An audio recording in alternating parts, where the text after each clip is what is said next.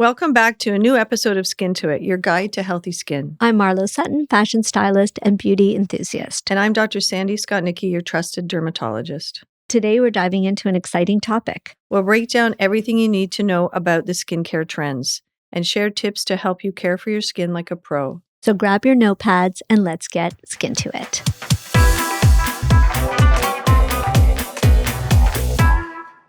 Okay, on today's episode, we are going to tackle some current trends this year in skincare and beauty. So Sandy, let's get started. Well, it's great timing. It was sometimes at the beginning of episodes, we sort of say, what have you been doing? Where's your last trip you went to? So I was just at a conference in Montreal where I was asked to speak about trends in skincare and the skincare part of it, not the devices. But so I'm really up on this topic and I'm excited to dive into it. And I know you're all about trends because that's your job. You do it in fashion.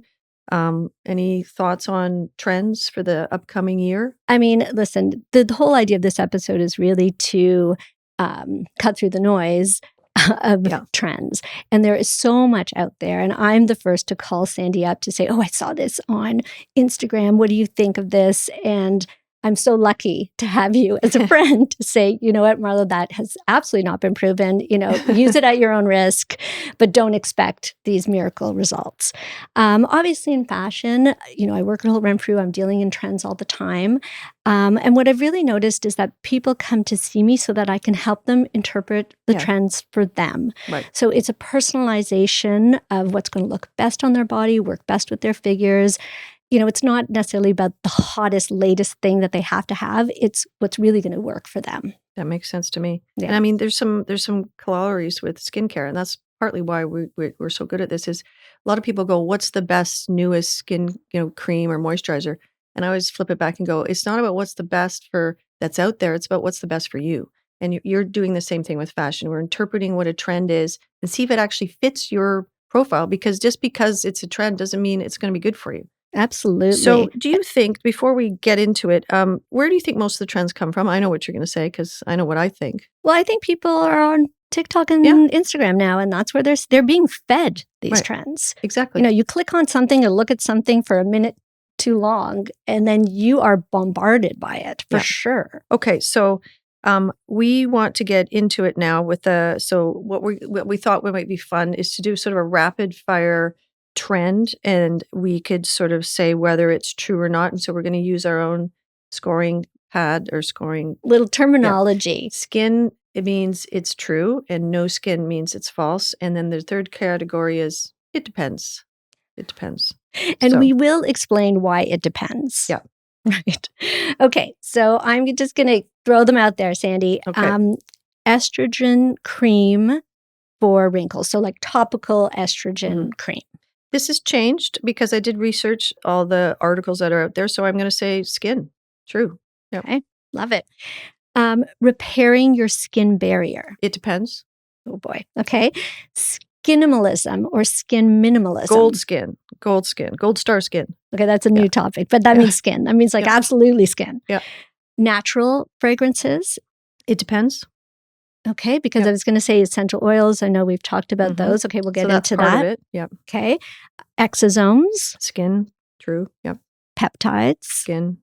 Preventative skincare. It depends on the age group because we're going to touch on this with tween skincare. So that's what's driving a lot of younger people because they want to be preventative. But it really depends on the age. Like a 12-year-old doesn't need to be preventative other than sunscreen. Skin flooding and glass skin or skin glow. I mean, who doesn't want that?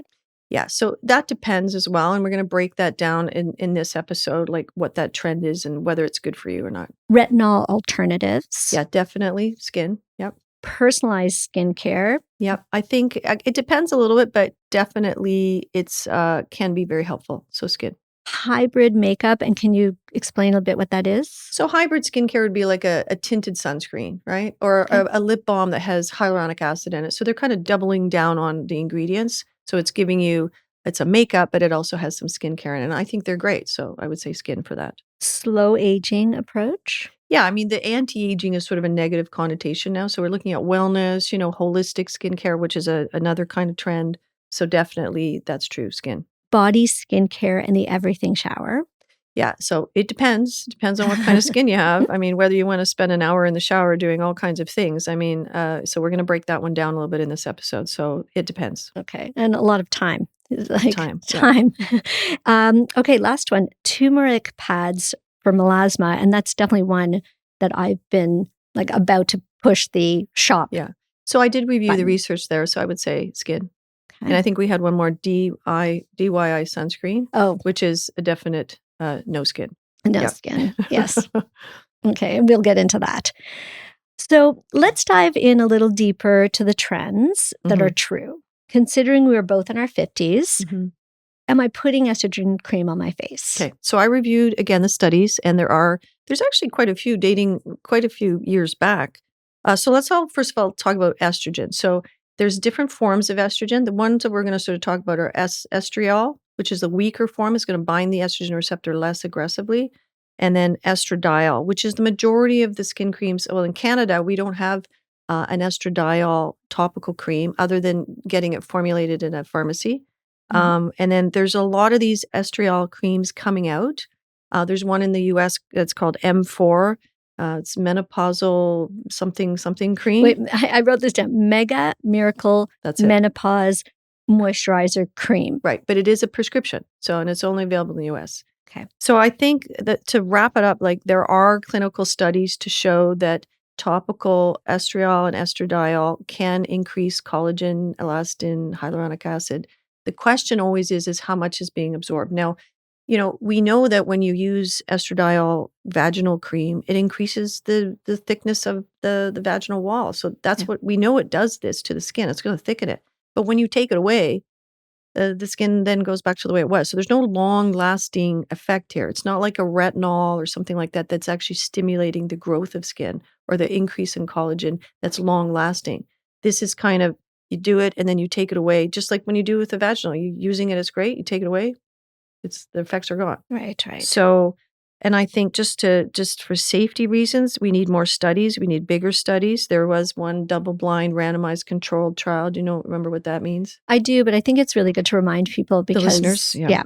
So when you have a study that is double-blinded, that means the investigator's not biased. So nobody knows if they're using the real drug or a placebo, and then it's randomized. So you're taking people.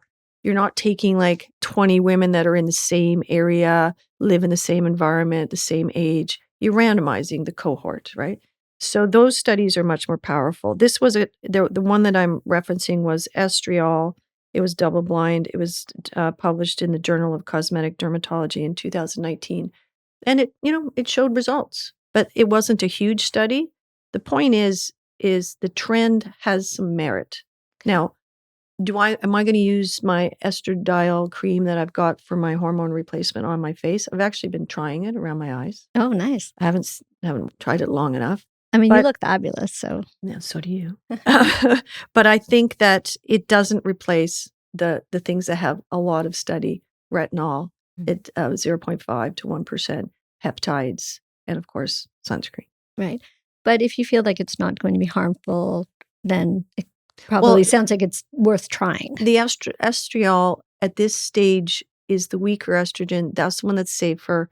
We still don't have huge studies on it. So, we know that retinol and peptides work and they're safe. Right. It's a trend that I think is a trend. That's a trend. Yeah. Okay. Love it. So let's move on to another trend. It's this body skincare. And we wanted to talk about the everything shower. Well, that's a TikTok phrase, right? The everything shower. So generally, I think the everything shower is not great for your skin because you're spending a long time in the shower. Water is drying. You're doing all kinds of things. You're using scrubs and oils and masks and hair serums. And it's not actually about the everything shower. It's a holistic trend. Right. It's a wellness trend because you're doing that to de-stress.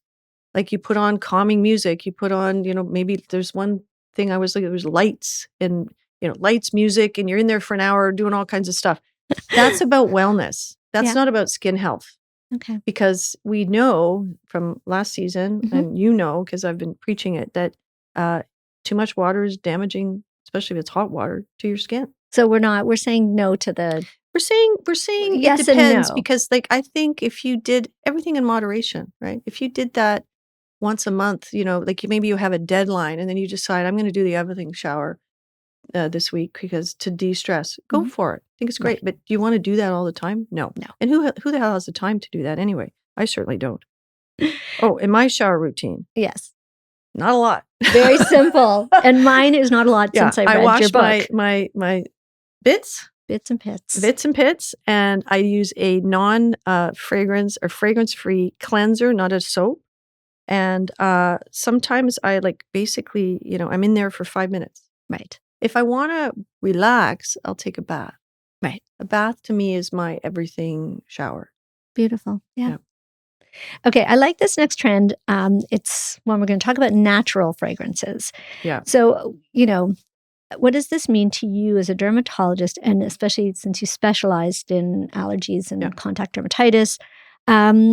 Tell us the story of these ingredients. Like, what is a natural fragrance? Well, let's actually talk about how this sort of came up with us. So I was at Holt Renfrew, getting something with you, and we were walking out because I think we were going for lunch, and this fellow chased after us with try this natural fragrance. What's it called? It was Acqua di Parma Colonia Futura. Right. So if we look at the ingredients, yes, they're 100%. Well, they say they're 99% natural. Okay, so let's break this trend down. So first of all, where do most fragrances come from? Plants. Plants, Flowers. flowers, So plants. inherently, they're natural. Right. Okay. What happens is, let's take this fragrance right here. Let's say that one of the ingredients they need, limonene or oak moss, is the crop failed that year, and they can't get enough of it to make their fragrance. So then they reproduce the actual individual fragrant terpene synthetically. Right. You can do it synthetically. You can make a synthetic version of the natural fragrance. Mhm. So most perfumes are a combination of both, mostly because of demand and supply, right? So this is a trend. This is not fragrances are natural for the most part, okay? Do we need a fragrance that's 99%? Is that better for you? No. Now, the bigger question is it better for the environment? Right. Okay. If you make a synthetic variety of citronella or geranol, does that somehow, when it goes down the drain, is it going to damage the environment? Maybe the sustainability of making something synthetic is better because you might have to plant miles and miles of crops to get Sure. this one particular ingredient that this perfume needs. So I actually don't love this trend. I think it's more marketing. Right. Because, and I read this because this is the natural fragrance trend reflects a broader movement towards more natural, sustainable, and health conscious products. By focusing on extracts and essential oils and ethical practices, natural perfumes cater to consumers looking for authenticity, transparency in their personal care products. So it's really the trend of sustainability and health conscious products versus that it's a better fragrance. Right. Yeah. Okay. So I think we kind of broke that one down. Okay, so this one is kind of fun. The do-it-yourself sunscreen trend. And I mean, Fun?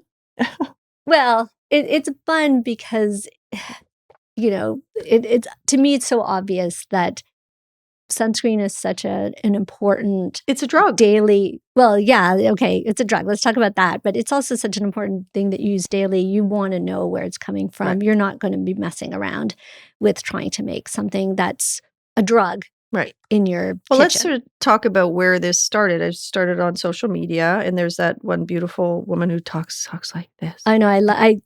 I'm going to admit that I love to watch Love her them. too. Who doesn't? Lucky She's stunning. and Nara, and they are so much fun. And Lucky makes his own sunscreen and his own moisturizer and hair gel for his kids and his own lip balm and the whole thing. And it is really fun to watch. Yeah. But it's also a little silly. Okay. So the bottom line here is this is an absolute no, right? So no skin here. This is not a great trend. And I can't even find any redeeming qualities in it. Like sometimes I try to be open and you push me on that and I think that's great. But in Canada, not in every country, sunscreens are considered a drug.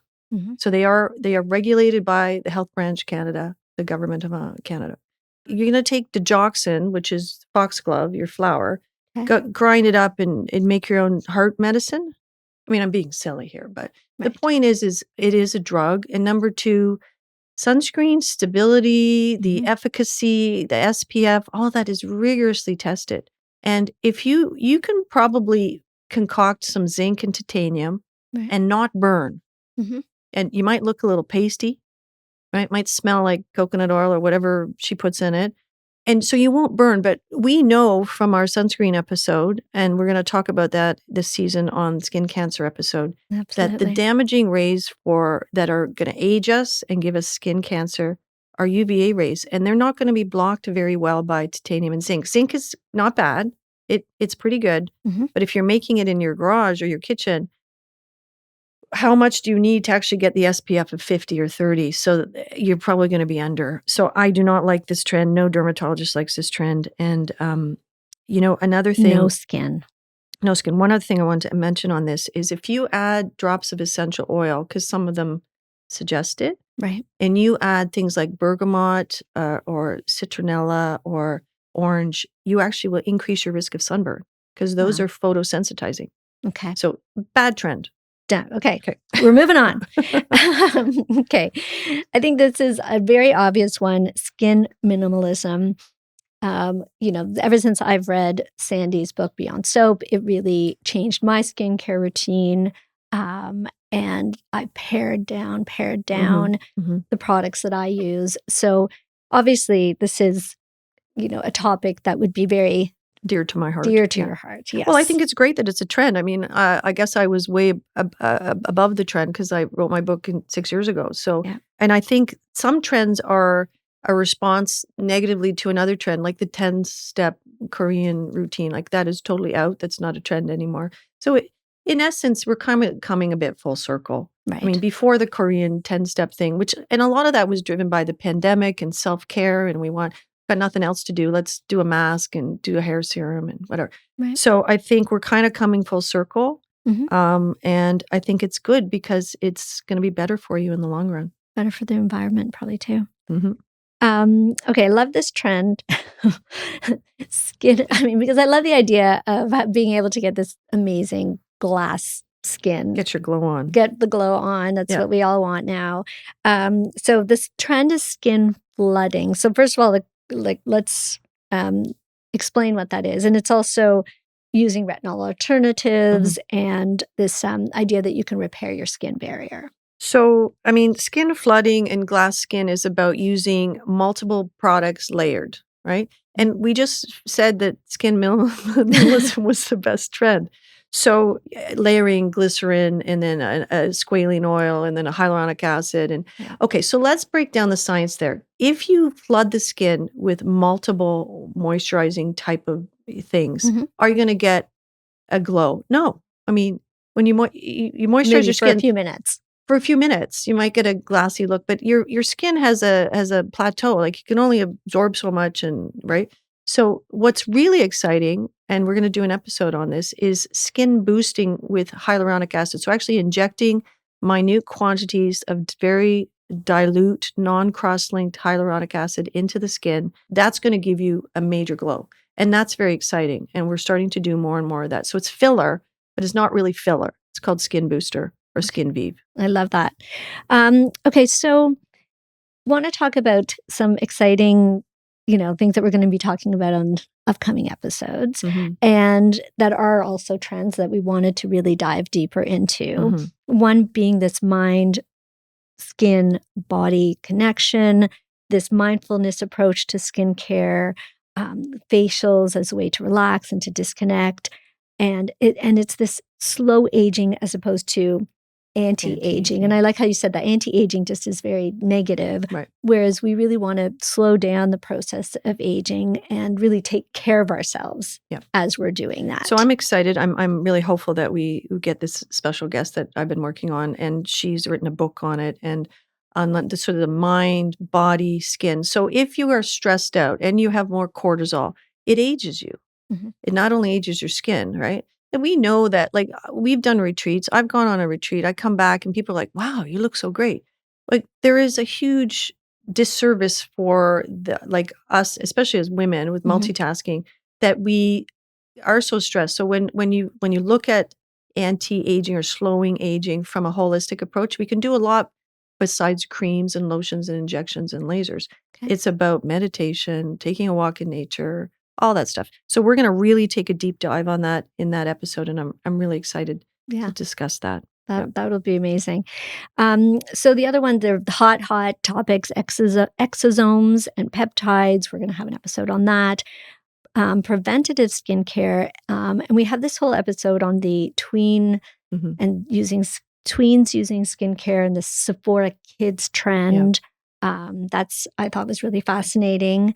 And I also wanted to talk about, and we will in later episodes, about this machine, this Visia machine, that it's an AI machine that analyzes really the deep layers of your skin to show you what's going on. Is that good to know? What benefits, what benefits are we getting from it? I'm really curious about that. So yeah, just again, for the listeners, these are all trends that we're not diving into deeply because we have dedicated episodes to mind-body connection, exosomes, peptides, preventative skincare, tweens. So that's kind of, it's not AI what you're talking about, but we're going to dive into that with we're doing a whole episode on skin cancer, Skin Cancer 101, and we're going to talk about how that machine can tell you or show you actually how much sun damage you have that you don't even know that's there. And then the other trend that we're not really talking about too much on this episode is the AI and personalization, because we discussed it in a previous episode. So check that out. So I think that's it for the trend episode. Yeah. Okay. That was great. We covered it all. I know. I don't think we missed anything. No, I think that was great. I will definitely go back and look at when they pop up on my TikTok or my social media feed. I will look at these differently. It's really important to have the real knowledge behind it and not get sucked in. We forgot one of the biggest trends that called me at like 10 o'clock at night about turmeric on the face. Oh, yeah. Okay, let's finish off with this. So am I buying these turmeric pads? Yes. Okay, this is a skin. I don't know how we missed that one, but yes. We touched on it. We touched on it. Yeah. So turmeric is, a very powerful antioxidant, but it also, I read, decreases melanin production. And then when you put it in these abrasive pads, so you're sort of gently exfoliating, you're delivering more of the turmeric. The only caveat there is people that have rosacea, people that have sensitive skin, it can be irritating. It's a powerful antioxidant, but as a trend and treatment for melasma, I mean, the results speak for themselves. It can help. Yeah. So that's okay. So we're going to end on that. So I should press shop now. You should press the shop for the trend. Okay. Yeah. So thank you all for listening. And we look forward to the next episode of Skin to It. Check us out on all Spotify, Apple Podcast, and lots of other channels. Please let us know what you thought of today's episode. If you have any questions or thoughts, send me a message on social at Dr. Sandy Skotnicki.